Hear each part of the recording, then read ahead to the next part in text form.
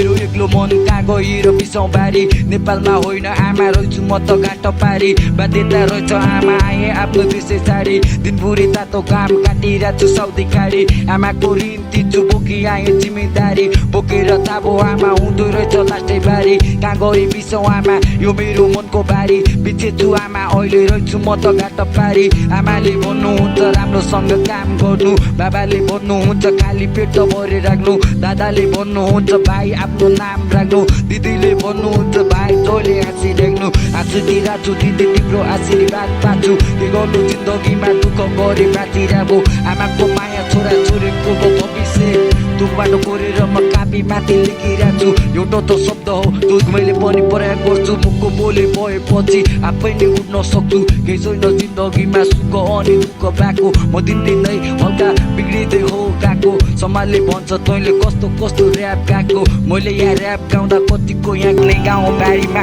12 वर्ष पुग्दाखेरि छिरे म त खाडीमा